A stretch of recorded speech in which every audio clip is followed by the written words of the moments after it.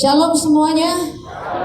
Siapa yang percaya bahwa dalam hidup kita tidak ada yang namanya kebetulan? Siapa yang percaya? Saudara semua, kalian semua ada di tempat ini bukan kebetulan dan tidak pernah karena satu kebetulan. Siapa yang menggerakkan hatimu untuk kau datang ke tempat ini kalau bukan Tuhan?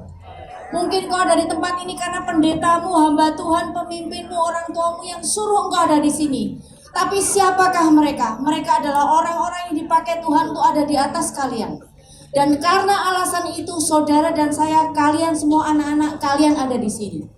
Kalian ada di sini untuk sebuah tujuan. Katakan pada dirimu sendiri, aku ada di sini untuk sebuah tujuan ilahi. Aku ada di sini pulang membawa menjadi penyuara-penyuara surga, bicara untuk kepentingan surga, berdiri bagi kepentingan surga. Hari ini bukan hanya nasibku yang berubah, keluargaku akan berubah, kotaku akan berubah, pulauku akan berubah, hidupku akan berubah. Amin. Dua hal yang seringkali menjadi kekuatan dan justru juga kelemahan bagi orang muda. Ini semua kelas Daud, bukan? Kalian tahu siapa Daud? Dua hal yang seringkali menjadi masalah orang muda. Satu, terlalu berani. Dan yang kedua, terlalu minder atau terlalu takut. Either yang satu atau yang lain. Siapa di sini yang kadang kalian bersikap sebagai orang muda ya terlalu berani? Tidak ada? Aku bisa. Tidak ada yang susah. Sudahlah, salah tidak apa-apa. Yang penting kita coba. Semakin orang tua kalian berkata jangan, semakin kalian lakukan. Betul nggak? Is that you? Itu kalian? Itu jadi orang muda. Tidak masalah kok. Tidak masalah. People change. Orang bisa berubah at any time. Tapi Tuhan juga bisa pakai kok keberanian itu. Daud itu orang yang terlalu berani kadang. Di antara saudara-saudara dia itu paling kecil, betul nggak? Bahkan orang tuanya tidak memperhitungkan dia loh. Lupa bahwa dia punya anak yang namanya Daud. Waktu Samuel datang untuk mengurapi, papanya cuman bilang anak saya ini. Yang kecil mana? Lupa kalau punya anak. Kalian pernah nggak dilupakan sama orang kamu bahwa kamu punya anak? Ganti orang tua aja ya kalau gitu ya. Belum ya punya orang tua kayak gitu. Sebelum nggak diperhitungkan sebagai anak. Nggak kebagian makanan kadang di rumah sebel ya. Lupa. Oh iya ada sih itu nggak kebagian makanan. Itu aja sakit hati, apalagi kita dilupakan sebagai anak, betul nggak? Daud pernah di posisi itu. Tapi juga kadang kita punya sikap, orang muda punya sikap apa? Terlalu takut. Ini adalah masa di mana generasi Joel itu dibangkitkan. Sebuah generasi yang engkau mungkin dianggap muda, bukan siapa-siapa dibandingkan yang sebelum-sebelumnya. Dan ketika engkau berada di posisi itu, seringkali yang muncul adalah takut, minder, cemas, dan merasa tidak bisa. Betul nggak? Itu sebabnya Joshua berkali-kali harus diingatkan oleh Musa, jangan takut, jangan takut, jangan takut. Kalau orang nggak takut, kenapa harus dikasih tahu jangan takut? Betul nggak? Itu artinya memang Joshua itu penakut. Paling tidak ada rasa takut dalam dirinya ketika harus memimpin 2 juta orang Israel masuk ke tanah Kanaan. Siapa di antara kalian yang punya salah satu atau dua-duanya, either kalian terlalu berani atau kalian terlalu minder? Angkat tangan kalian. Surga tidak ada masalah dengan itu. Amin. Itu masalah kalian, tapi surga selalu punya solusi untuk setiap masalah kita. Amin. Surga mensupply all that we need, semua yang kita butuhkan. Masalahnya, apakah di bumi ini ada orang-orang yang siap untuk menerima itu dan mengeksekusi dan menjadikan apa yang menjadi mimpi Tuhan, kehendak Tuhan di surga jadi seperti di bumi? Siapakah orangnya? Siapakah orangnya? Siapakah orangnya? Siapakah orangnya? Maka genaplah di Alkitab seperti yang dikatakan bahwa jadilah kehendakmu di surga sama seperti di bumi. Di surga ada Tuhan yang sempurna, yang punya segala-galanya. Di bumi Tuhan memiliki kita. Ada seseorang yang berkata bahwa tanpa Tuhan kita ini tidak bisa melakukan apa-apa, betul nggak? Dan tanpa kita, Tuhan juga tidak mau melakukan itu. It means bahwa kita ini adalah partner Tuhan. Siapa yang bersyukur hari ini, kau yang datang ke tempat ini, siapapun kau bilang kebetulan, kau bilang kau terlantar, kau bilang kau dipaksa, kau dibilang diseret tempat ini, engkau hari ini ditetapkan untuk menjadi partner Tuhan. Angkat tanganmu. Tuhan, biar hari ini semua yang mengangkat tangan, engkau meteraikan menjadi orang yang berbicara untuk kepentingan surga. Apapun masalah yang mereka hadapi, surga tidak bermasalah dengan itu. Surga cukup punya peralatan, surga cukup punya andil, surga cukup punya solusi untuk menyelesaikan semua keterbatasan kami. So hari ini biar kami bulatkan iman kami untuk berkata, ya Tuhan, aku mau menjadi orang yang berbicara untuk kepentingan surga. Mari semua yang percaya katakan amin. Saya akan mulai dari yang pertama. Tema yang diberikan adalah menyuarakan kepentingan surga. Mengapa Tuhan membutuhkan kita, saudara? Saya minta PPT-nya di halaman pertama. Seperti yang di awal saya katakan tadi, bahwa di bumi ini Tuhan membutuhkan partner, membutuhkan mitra kerja, membutuhkan seseorang yang digandeng tangannya untuk melakukan apa yang surga tetapkan. Yang disebutkan oleh Ibu Nita tadi, Petrus, Elisa, Yusuf, orang-orang ini adalah orang-orang yang menjadi eksekutor, history maker, orang-orang yang merubah perjalanan hidup bangsanya, orang-orang yang merubah perjalanan sebuah nasib destiny suatu bangsa. Dan lewat tangan mereka perubahan itu terjadi. Mereka ini bukan siapa-siapa awalnya, tapi ketika surga menyentuh hidup mereka, something has changed. Sesuatu itu telah berubah. Siapa yang percaya di sini bahwa hari ini, 3 hari berturut-turut ini, surga sedang menyerbu hidupmu dan kau pulang tidak akan pernah menjadi orang yang sama? Angkat tanganmu. Bukan hanya engkau yang dirubah, tapi siapapun yang bersentuhan dengan hidupmu, kemanapun kau berada, dimanapun kau berdiri, surga akan berada di atas kalian untuk menyampaikan apa yang harus disampaikan. Tuhan butuh mulut kalian. Tuhan butuh mulut kita sebagai penyambung lidah. Amin. Saya minta PPT yang pertama. Mari kita buka sama-sama dalam Yeremia 15 ayat 19. Dikatakan di Alkitab begini, karena itu beginilah jawab Tuhan, jika engkau mau kembali, PPT-nya mana ya? Jika engkau mau, semua bawa handphone kan? Holy gadget, bawa holy gadget ya. Baca Yeremia 15 ayat 9. Jika engkau mengucapkan apa yang berharga dan tidak hina, maka engkau akan menjadi apa? Menjadi apa? Penyambung lidah. Everybody say, semua bilang, saya ini dipakai Tuhan untuk menjadi penyambung lidah untuk kepentingannya, alias menjadi mulutnya. Siapa yang memilih ini? Bukannya ini. Halaman pertama. Tuhan membutuhkan saudara dan saya untuk menjadi penyambung lidah. Tapi Tuhan juga bertanya, siapa yang mau? Hari ini pertanyaannya, siapa yang mau untuk menjadi penyambung lidahnya Tuhan?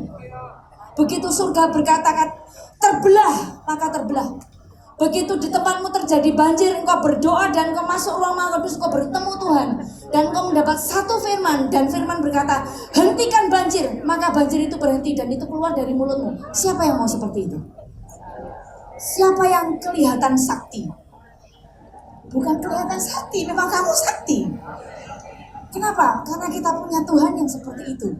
Hanya dibutuhkan sebuah mulut yang diserahkan ke tangan Tuhan untuk dipakai untuk menyuarakan kepentingan surga. Dan itu akan merubah banyak hal. Siapa di sini yang mulutnya ketinggalan di rumah? Ibu, saya punya masalah dengan berat mulut, cedal. Saya tidak bisa ngomong R, saya ngomongnya L. Anything. Tuhan punya solusi dengan itu. Kalau engkau cedal, kalau engkau keluar negeri, Inggrismu bagus. Karena orang negeri nggak bisa ngomong R, L, ruler. Surga enggak masalah dengan itu. Alkitab berkata, mari kita baca sama-sama. Mulai dari kata maka. 1, 2, 3. Maka engkau akan menjadi apa? Penyambung lidah bagiku. Seperti apa? Mulut bagiku. Sampai di situ aja. Bayangkan ya, Tuhan di surga membuat sebuah keputusan untuk menghentikan banjir. Dan di bumi ada seseorang seperti kita. Dan banjir itu berhenti. Keren nggak? Jadi sombong nggak? Jangan. Begitu saudara sombong, saudara dipensiun.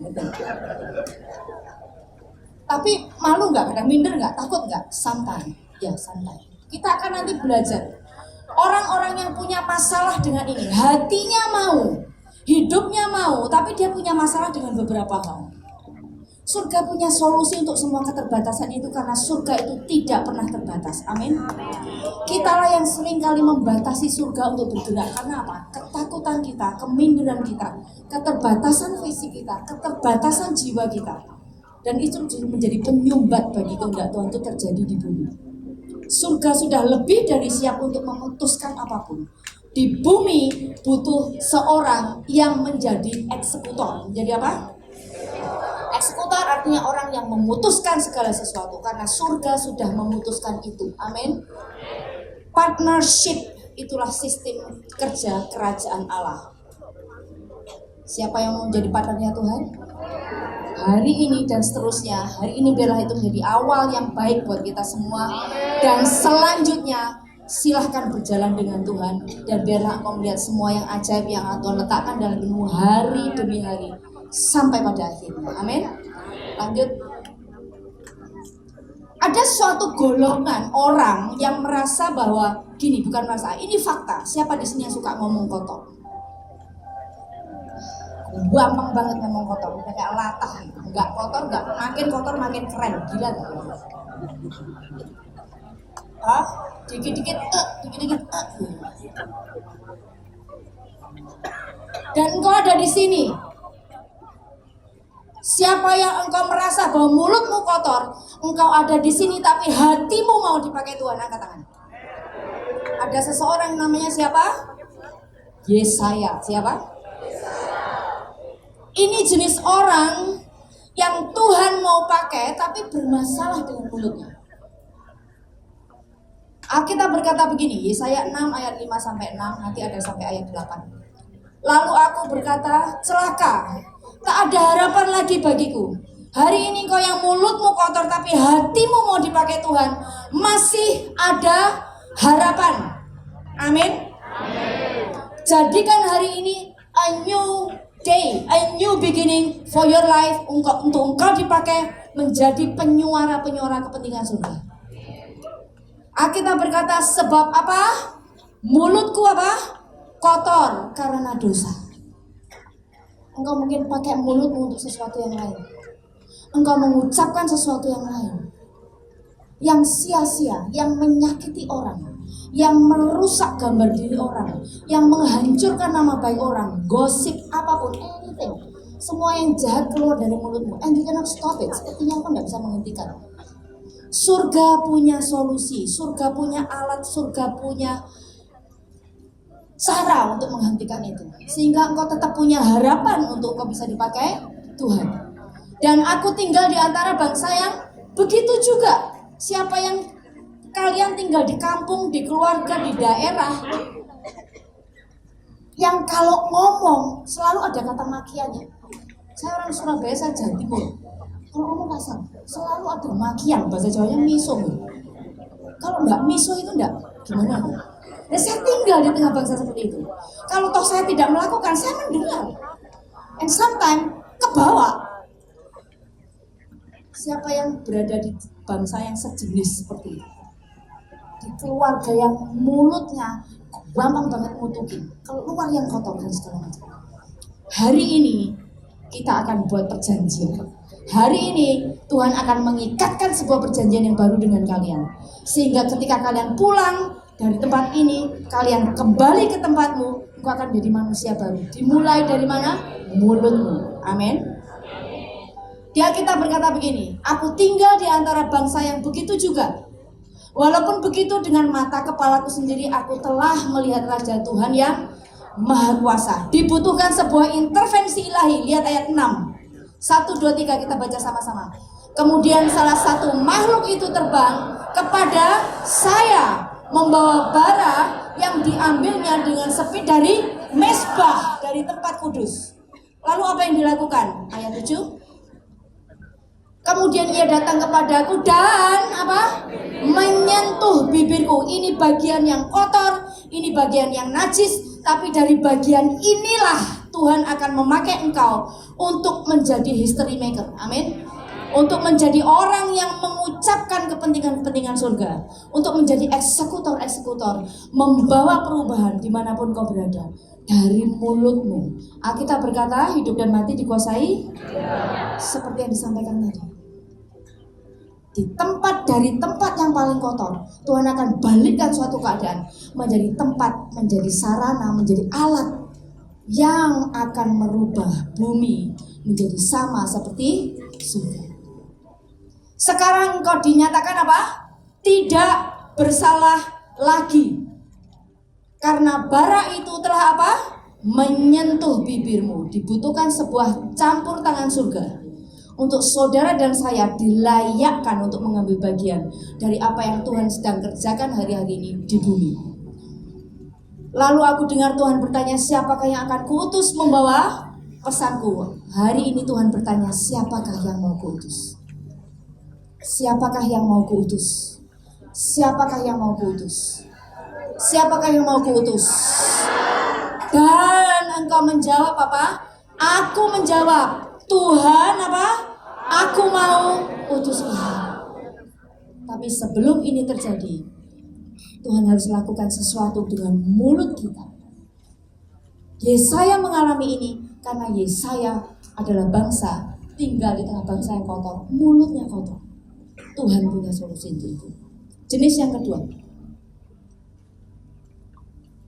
Ada orang, siapakah di sini yang kalau bicara tidak lancar? Gagap. Hah? Ada? Atau bicaranya terlalu cepat kayak ngerap? Itu juga masalah. Kalian ngerti, yang dengar nggak ngerti, ya?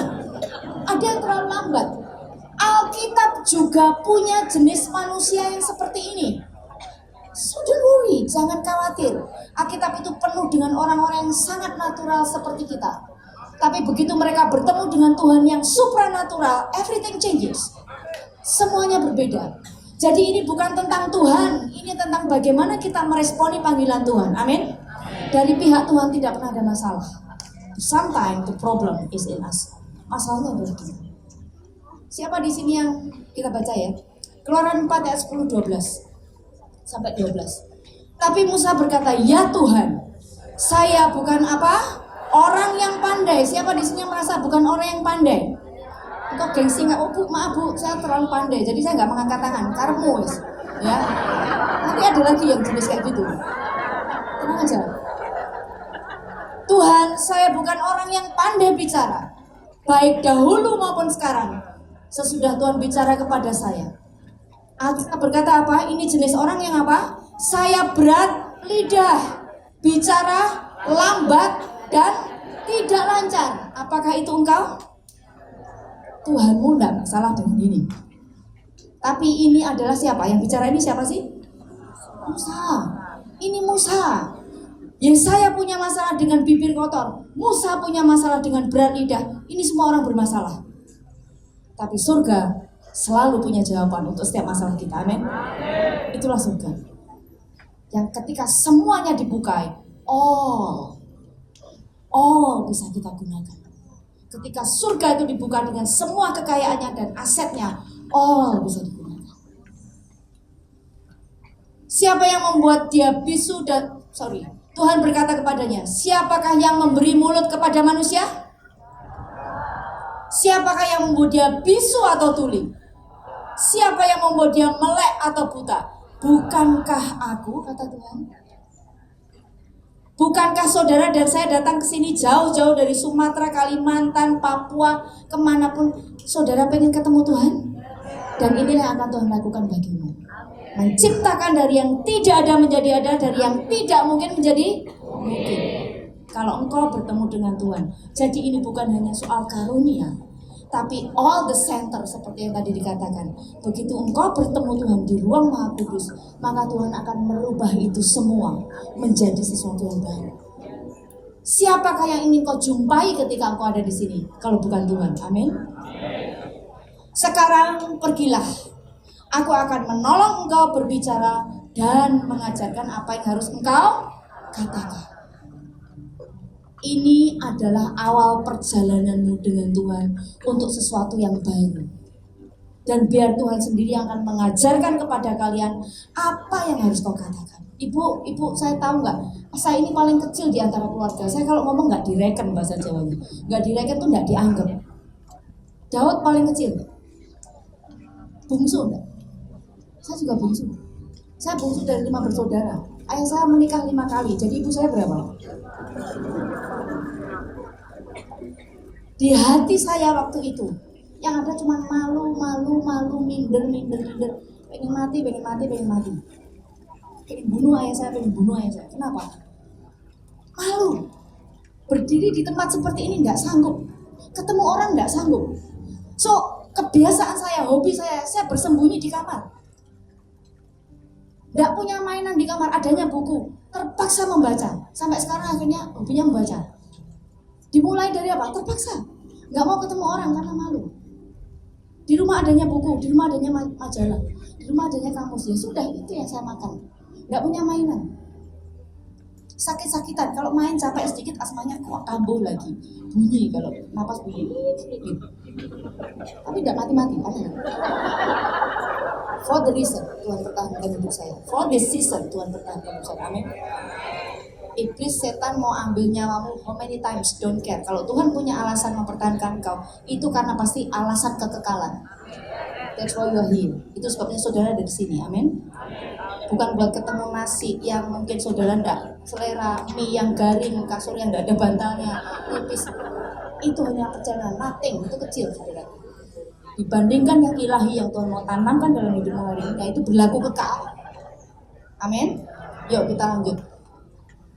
Ada lagi orang yang masalahnya adalah tidak berpendidikan. Siapa di sini maaf yang hanya pendidikan SD, kecuali yang masih sekolah ya. Sudah tua tapi kadung cuman SD. Sudah tua tapi sudah kadung cuman ya ikut paket bu, ya enggak apa-apa gitu loh. Tapi engkau dari keluarga yang orang yang tidak berpendidikan, uneducated. Jangan cemas, Alkitab punya 2 tokoh untuk mewakili itu. Ini orang yang waktu itu dianggap juga bukan siapa-siapa. Uneducated, tidak berpendidikan loh, malah bukan pendidikannya rendah. Uneducated itu artinya benar-benar enggak sekolah, saudara. Tapi mohon maaf, ngomong-ngomong adakah yang enggak bisa baca tulis? Ya enggak ya, berarti ya puji Tuhan masih lumayan.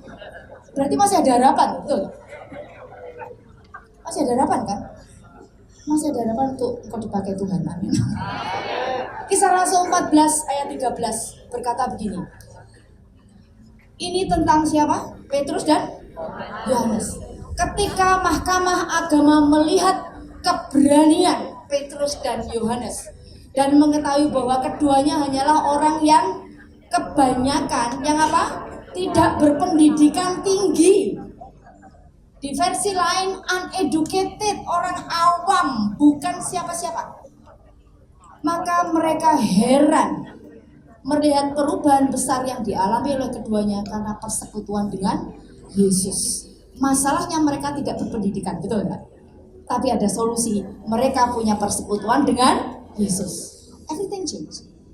Begitu ada faktor T, ada faktor Tuhan, ada Yesus di situ, ada campur tangan dari surga, semua keterbatasan berubah menjadi semua yang tidak terbatas. Dari yang limited menjadi unlimited. Dari yang tidak mungkin menjadi mungkin. Amin. Itu Tuhan kita. Tuhan itu sukanya menciptakan dari yang tidak ada menjadi ada, seperti yang tadi dikatakan. Dia sukanya bermain-main di situ. Dia hobinya, dia master in creating. Dia adalah memang dia creator ya, Tuhan pencipta. Jadi itulah yang akan dia lakukan dalam hidupnya. Apalagi keterbatasanmu?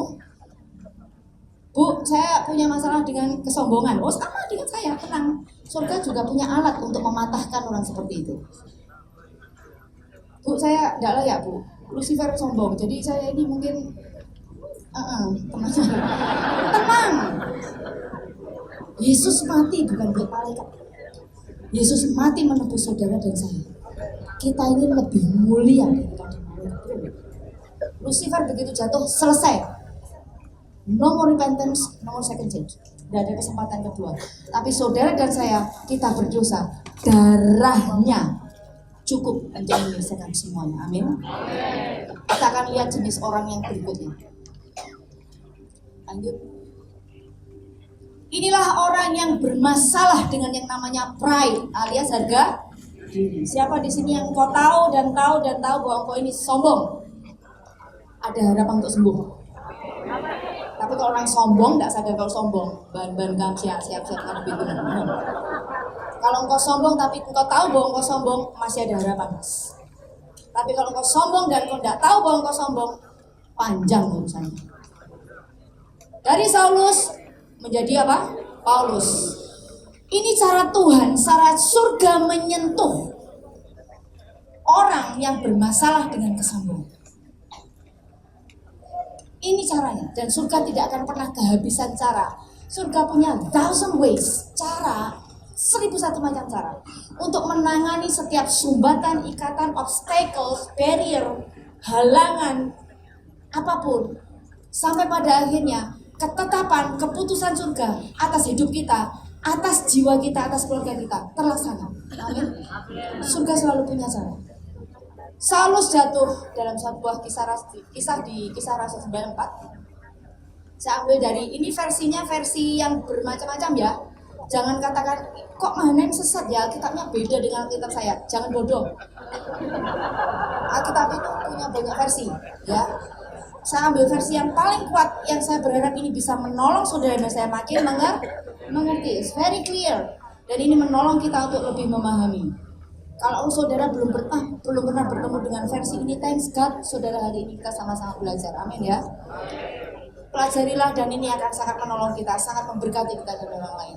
BIMK Bahasa Indonesia Masa Kini berkata begini. Ia jatuh ke tanah lalu apa? Mendengar suara. Berkata, Saulus, Saulus, apa sebabnya engkau menganiaya? Ini orang paling pinter agama dan punya otoritas pada zaman itu. Dia punya hak penuh berkeliling di seluruh Israel waktu itu, di seluruh Roma. Untuk apa? Untuk membunuh orang Kristen. Misinya cuma satu, binasakan orang Kristen. Dan ini orangnya. Dia punya hak penuh, dia punya kuasa penuh, dan dia merasa bahwa dia memang sedang melakukan sebuah tugas mulia. Tugas mulianya apa? Membunuh. Ini orangnya.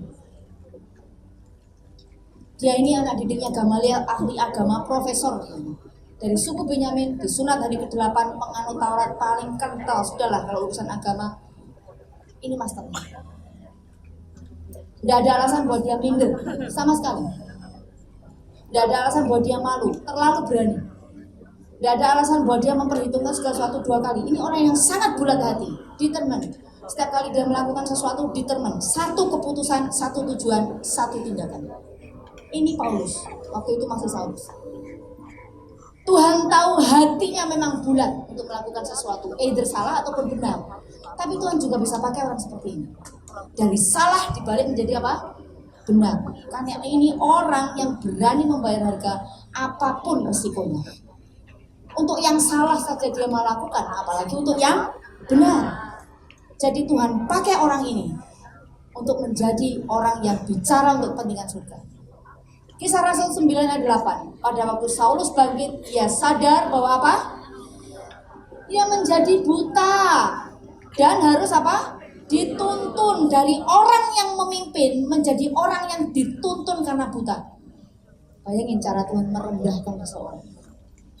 Kalian punya tangan, punya mulut, dan tiba-tiba engkau harus disuapin karena engkau berbaring di tempat tidur, napas tinggal 1, 2, 1, 2.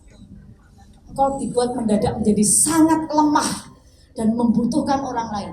Dari orang yang sangat otoriter, full of power alias powerful, menjadi orang yang harus dituntun lemah, buta 3 hari 3 malam, bukan pingsan, buta dan tidak bisa melihat. Ya pasti buta tidak bisa melihat ya, harus dilihat. Untuk melihat dia harus pakai mata orang lain, untuk berjalan harus dituntun. Ini orangnya, ini orang terlalu sombong. Tapi surga punya solusi untuk orang seperti ini. Saudara, siapa di sini yang kau sombong? Kok jumlahnya jadi bertambah? Gak apa-apa, berarti firman mengerjakan pertobatan, penginsafan. Saya dulunya juga seperti itu. Everyone has. Sampai kapanpun kita ini punya kesombongan yang mungkin kita sendiri tidak pernah sadari. Tapi semakin kita mengenal Tuhan dan semakin terang itu masuk dalam hidup kita, itu akan semakin kelihatan. Bersyukurlah kalau itu ditunjukkan, saudara. Artinya Tuhan mau berurusan dengan itu. Jangan disembunyikan, biar Tuhan sembuhkan. Amin. Kita nggak bisa menyembuhkan diri sendiri kok. Butuh campur tangan dari surga. Bagian kita adalah Tuhan, mari berurusan dengan saya, dan biar Tuhan selesaikan semuanya. Surga terbuka untuk ini semua, dan kita bisa memakai semua aset dari surga untuk hidup kita. Amin. Dan lanjut Kisah Rasul 9 ayat 9. Saulus tidak makan dan minum, dan dia tinggal di sana selama 3 hari, keadaan buta, tanpa makan, tanpa minum, sangat lemah. Masihkah dia berhasrat untuk punya keinginan membunuh orang Kristen kira-kira dalam kondisi kayak gini? Hah? Makan aja harus disuapin. Mata buta, gimana mau membunuh? Kekuatannya dihabiskan, kuasanya dienolkan, hidupnya dibalikkan oleh Tuhan. Dan inilah awal perjalanan dari Saulus menjadi Paulus. Destiny ilahi itu masuk dalam hidupnya. Orang yang paling sombong, orang yang paling percaya diri, orang yang paling tidak bisa ditaklukkan, akhirnya menjadi orang-orang yang menaklukkan apa? Kemenangan demi kemenangan. Ini orang pada akhirnya ditaklukkan Tuhan. Dan 2/3 dari Alkitab orang ini yang menulis. Tapi peremukan itu harus terjadi untuk jenis seperti ini. Karena dia terlalu apa? Keras. Surga punya cara untuk jenis yang seperti ini. Amin. Tuhan punya harapan. So masalahmu apapun jenismu, apapun latar belakangmu, apapun kondisimu, surga selalu punya jawaban untuk itu. Satu kata kunci, jangan lari. Amin. Jangan lari, karena ada jenis keempat, yaitu orang yang lari dari panggilan. Siapa di sini yang engkau tahu bahwa engkau ini seringkali dipakai Tuhan untuk bicara sesuatu, tapi karena satu dan lain hal engkau menghindar? Ada yang kayak gitu. Ada yang kepedean, ada yang menghindar. Siapa yang seperti itu? Saudara, itu dosa, itu tidak taat. Tidak boleh ya. Nanti saudara masuk jenis keempat, ketemu ikan besar.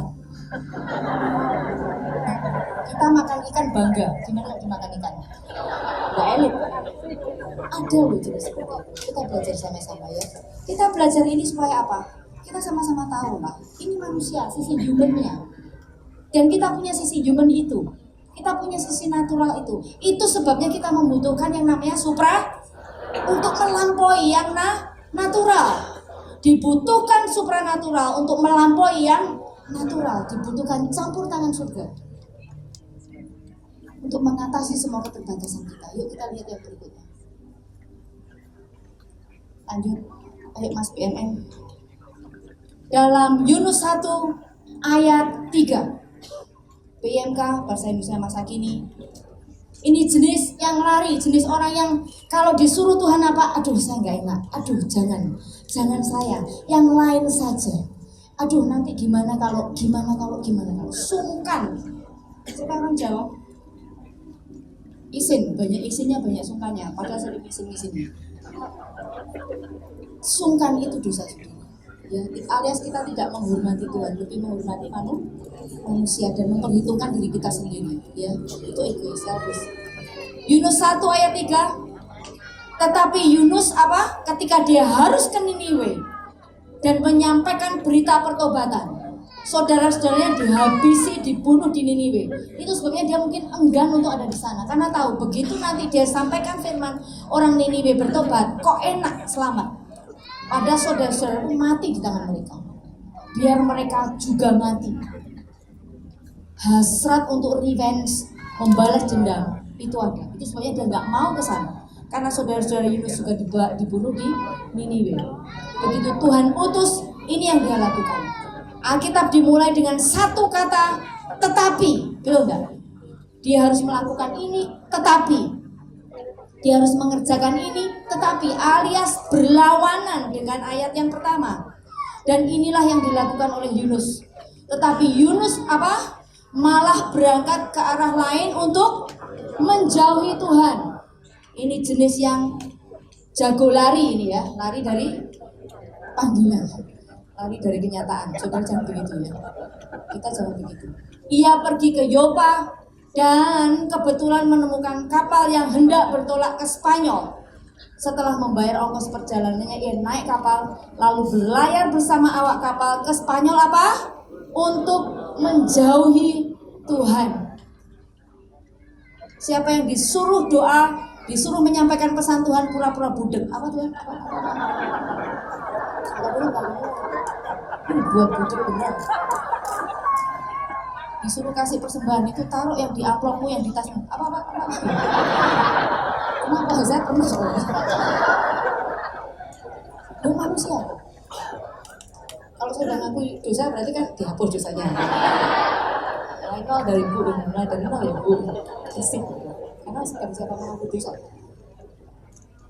Kau punya sesuatu yang sangat precious, yang berharga dalam hatimu, mungkin bukan suara Tuhan ya. Digerakkan, something moving in you, invert your spiritual man. Orang manusia dalammu nih ya, rohmu, hatimu tahu, engkau ini digerakkan untuk meletakkan itu.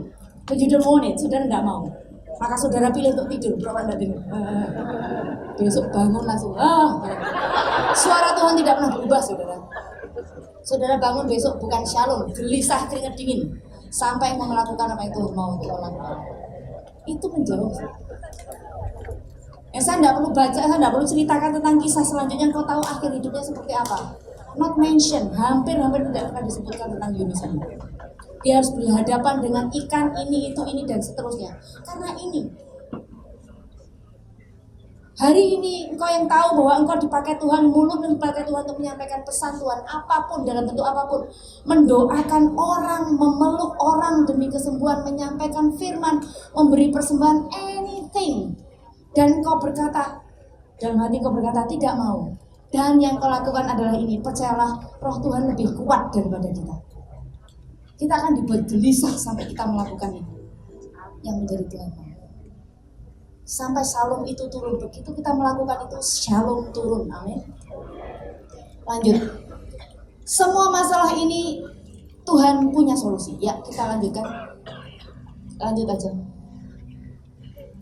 Nah, itulah sebabnya 3 hari ini saudara dan saya ada di sini.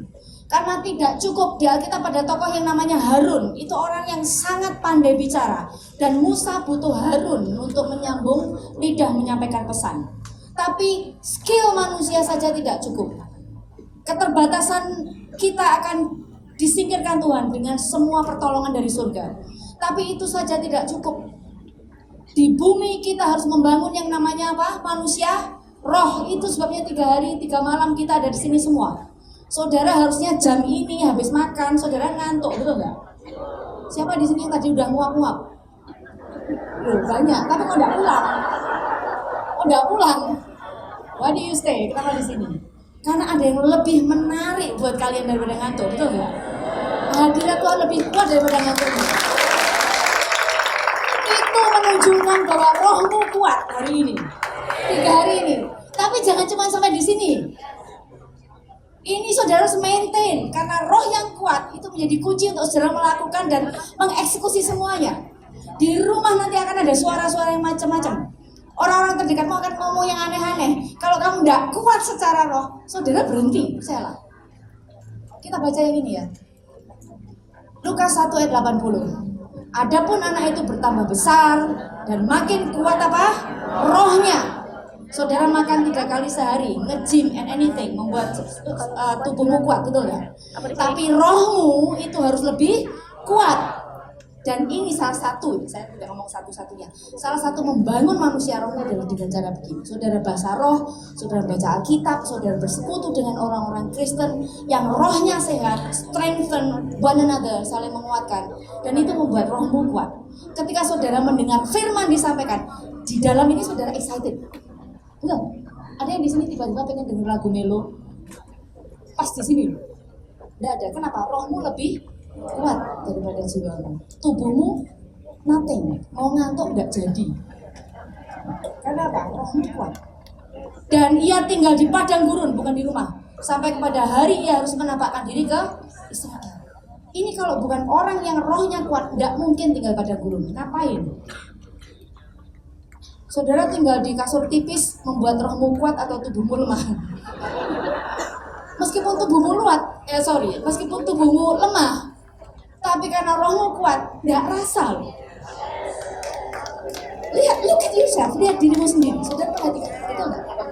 Nothing rasanya, nothing. Karena apa? Rohmu kuat. Gimana enggak? Dari melek sampai merem, sampai melek lagi, merem lagi. Firman. Dan saudara tinggal dalam hadirat yang sangat kuat. Open heaven gimana ya? Ada di sini. Gimana saudara nggak kuat coba? Kepikiran nggak untuk melakukan dosa? Terlintas pun tidak. Kenapa? Rohmu kuat. Pertahankan saudara. Bangun.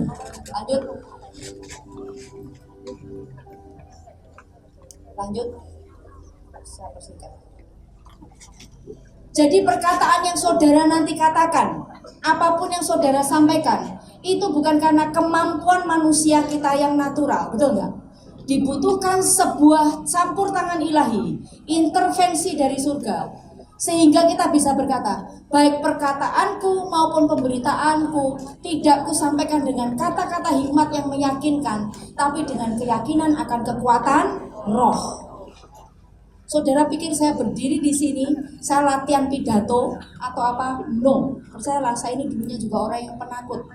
Saya bungsu paling kecil, sakit-sakitan. Apapun yang saya lakukan, saudara nggak pernah percaya. Udahlah, kamu nggak bisa. Ini aja aku. Saya dibuat menjadi orang yang sangat tidak percaya diri, saudara. Saya paling kecil.